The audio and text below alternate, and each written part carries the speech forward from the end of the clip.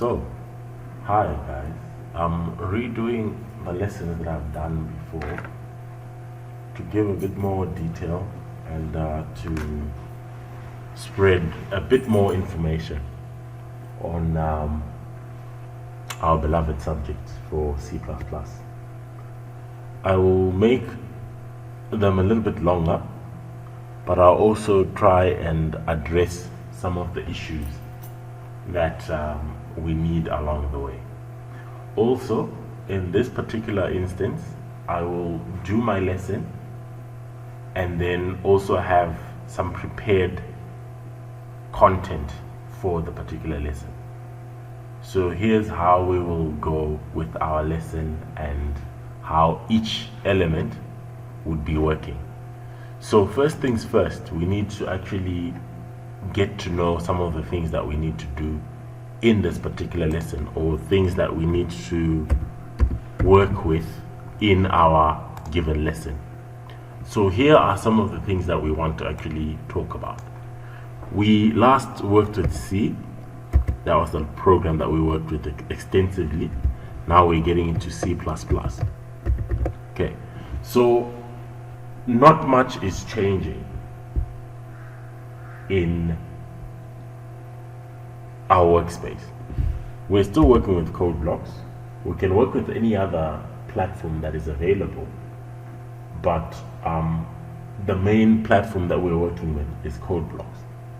And you'll notice we've got header files, whereby we've got include, IO stream, we've got our int main, which is similar to what we had previously.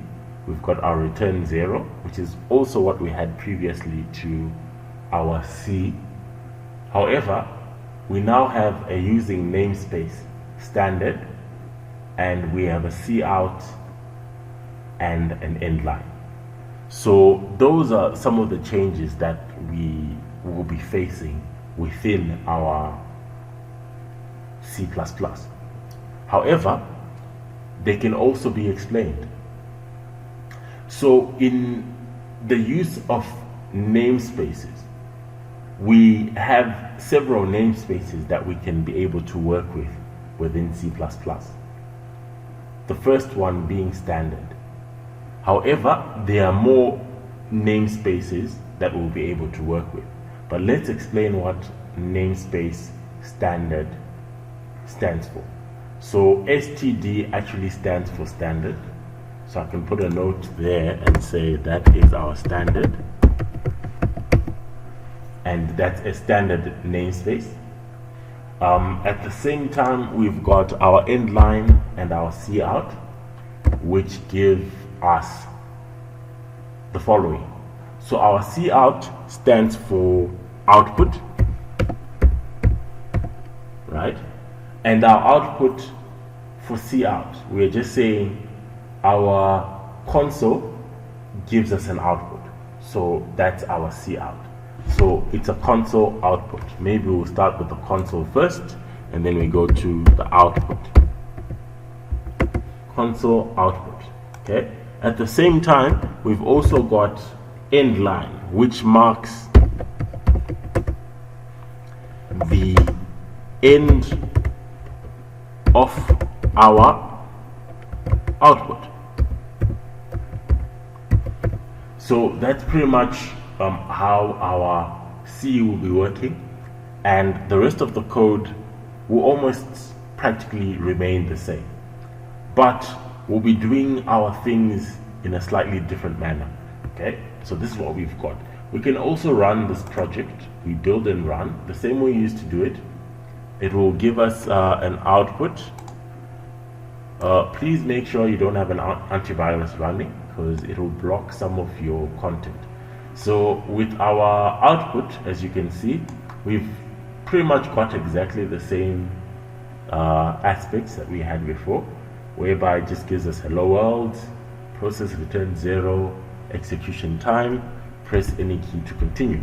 Okay, so this is the basics of how this works. Okay, so since we now know this, I think I can actually erase it, and I'm hoping you're following along as we proceed. Okay, so as you can see,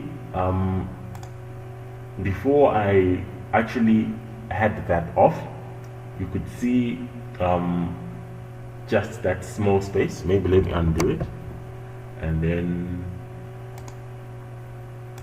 I just come and highlight it again. There, this one. It's actually giving us off-stream standard cout. Okay, so in other words, that's part of our namespace where we are saying our stream is within a standard, and that gives us our cout. So at any given point in time, that is how we'll be working with our namespace standard.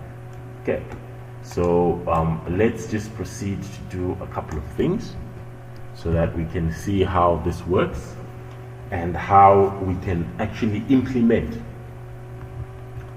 practical solutions using our C++.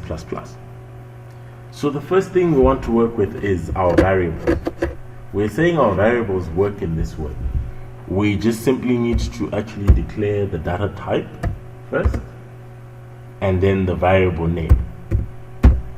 Okay, so we can have num1 and we can also have num2 like that. Okay, and then we can also have a character,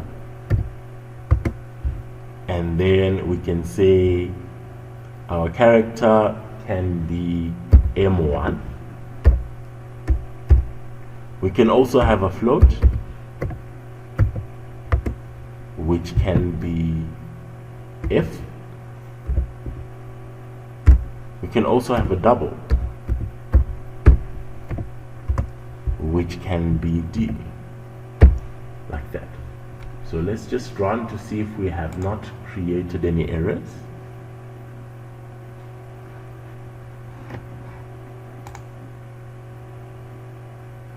Okay, so as far as our variable naming is concerned, we are good to go. Okay, now we want to see how we can actually work with these variables. Okay, so I'll just give an example of each variable so that we see how each variable works and what each variable does for us. Okay, so I can first maybe just give a run of each variable and then maybe do variations within the variables to just see how similar it is to our C. And from the next lesson, we'll be adding a bit more flesh to what we already have. So we can say for initialization, it still works out to be the same. So we can then say cout, and then we put our quotations, number 1. We then put our angle brackets, we put num1, we put our angle brackets again, we then put our end line like that. So there's a reason why we are doing it this way. We want to put our end line to mark the end of the line, like we explained. We want to put our num1 to give us the variable. We want to put the stuff in quotation to actually display this as our output. Okay, so we can run it, and then we get our answer, which will be as follows. Okay, after running it, we then get our number is equal to a unspecified value. If you remember, in C, would get this without initializing our variable. So what this then means is we are getting our output, but our variable is not initialized. That's the first thing. And then also our number 1 and the value that we've got have actually been joined So number one, this first one is for our number, and the next part is our output. So we might actually need to just change that so that we see what it does. So I can go there, I put a space, I rerun my program.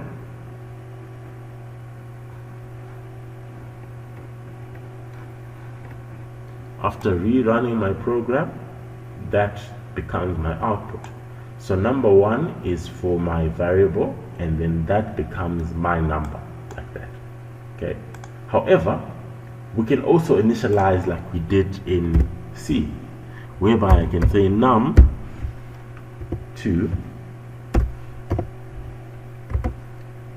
is equal to 60.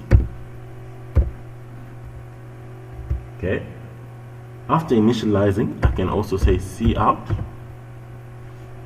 I open my angle brackets. I then put my content as follows. So it's number 2, and then we put our angle. We then put num2. We put our angles again. We put our end L. We put a semicolon like that. So if I rerun this program,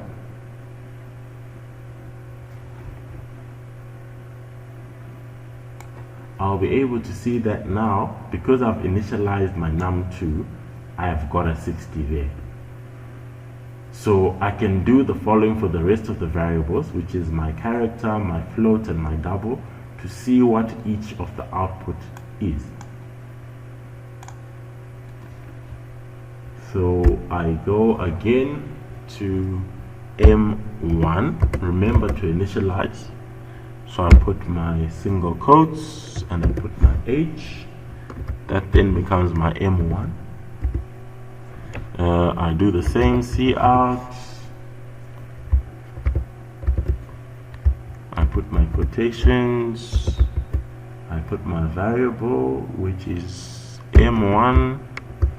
I put my angle brackets and I put my end line, and then I close brackets. So let me just correct that. I put it as M1. I then put it as my character. Put my space, and then I can run that to see what that gives me.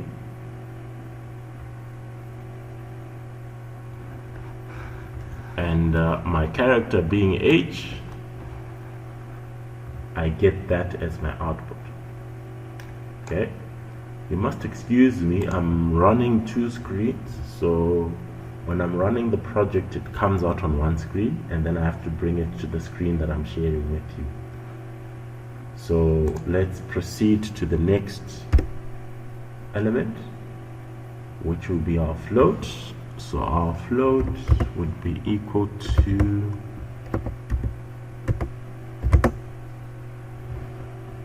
125.9870, like that. And then we put our cout. Our cout gives us the following, whereby we want our float, and our float will have in brackets F. We also close those angle brackets, and we put our end L, and we put a semicolon. Okay, so that marks float.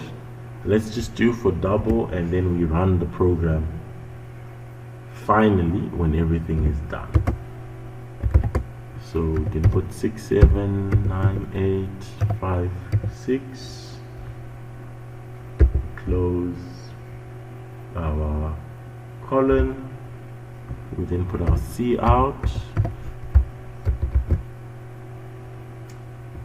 Our cout gives us the following, where we put a double